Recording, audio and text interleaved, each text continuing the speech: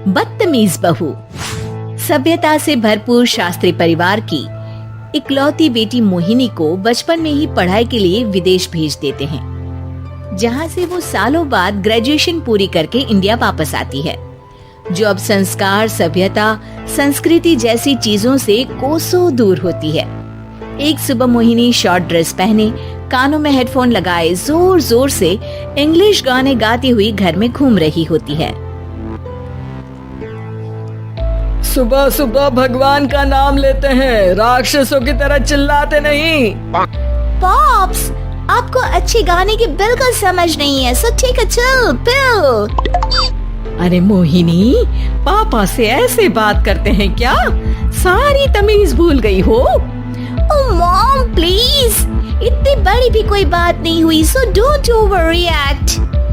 ऐसे ही दिन बीतते हैं जिसमें मोहिनी के तौर तरीके, रहने और बात करने का ढंग उसके मम्मी पापा को परेशान करने लगता है। भला कोई मानेगा कि ये मेरी बेटी है? रीति रिवाज और संस्कारों से तो इसका दूर दूर तक कोई नाता नहीं, और अब तो लगता भी नहीं कि कभी होगा।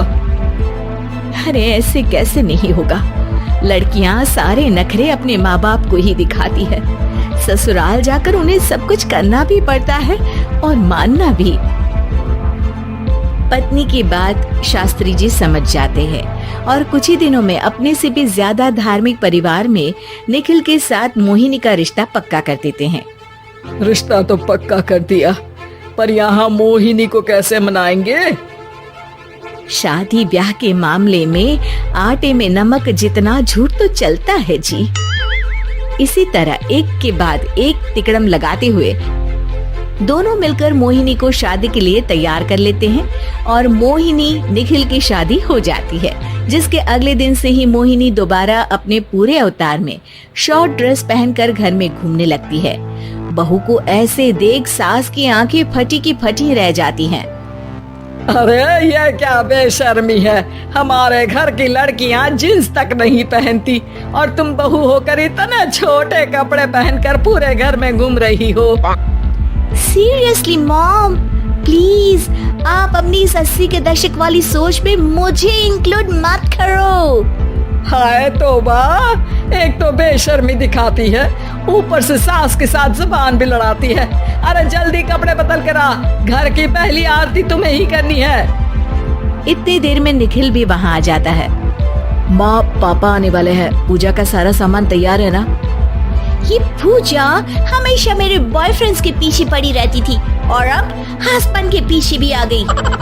मोहिनी की बातें सुन सास तो अपना सिर पकड़ लेती है, लेकिन निखिल किसी न किसी तरह उसे पूजा के लिए कन्विंस करके कपड़े चेंज करने के लिए भेज देता है, जिस पर पूजा खत्म होने के बाद वो एक बार फिर अपनी शॉर्ट ड्रेस में आ जाती है। बहू, ये क्या तरीका है?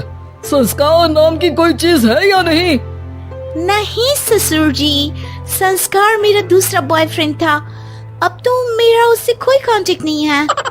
मोहिनी का जवाब सुन के ससुर तो भगवान नाम जपते वहां से चले जाते हैं, लेकिन सास बहू के बीच कहासुनी फिर शुरू हो जाती है, जिसे इग्नोर करते हुए मोहिनी घर से बाहर चली जाती है और देर रात घर वापस आती है। मोहिनी, मैं जानता हूँ कि तुम विदेश में रही हो और तुम्हें वहीं की आदत है, पर यहाँ चीजें कुछ अलग है। अगर तुम उस हिसाब से कुछ एडजस्ट कर लो तो सबके लिए सही हो जाएगा। I am not in a lecture mood. Good night.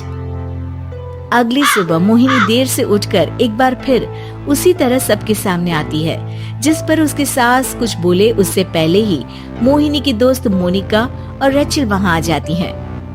Oh hi darling, how are you? OMG, we missed you so much.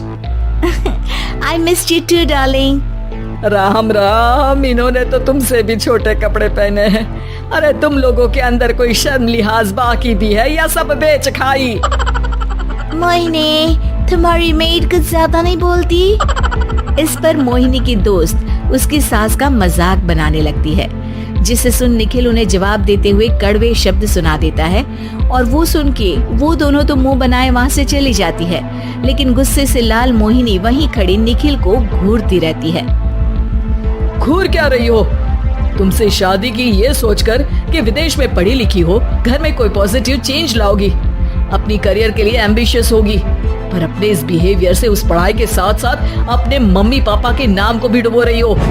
अगर तुम्हें ऐसे ही हाल रखना है तो यहाँ रहने की कोई जरूरत नहीं है। निखिल की बातें सुनकर मोहिनी रोते हुए घर छोड़कर अपनी मम्मी पापा के पास वापस आ जाती है। ससुराल में सब कुछ ठीक तो है? वो अपने आप को समझते क्या है? मोहिनी पर चिल्ला रहे? मैं क्यों उसके इशारों पर चलूं?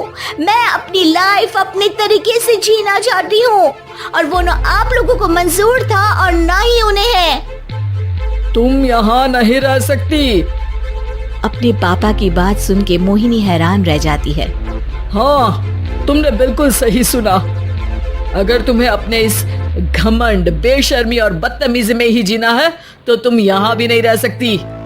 बेटी, मैं मानता हूँ हमारे यहाँ रीति रिवाज बहुत मायने रखते हैं और हमने उन्हीं के ओवरडोज से बचाने के लिए तुम्हें विदेश भेजा था।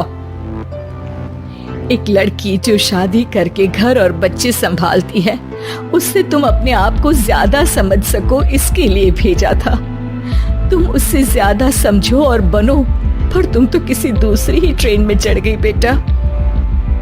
उसके मम्मी पापा बहुत देर तक मोहिनी को सारी बातें समझाते हैं, जिन्हें सुनकर मोहिनी को अपनी गलती का एहसास होता है।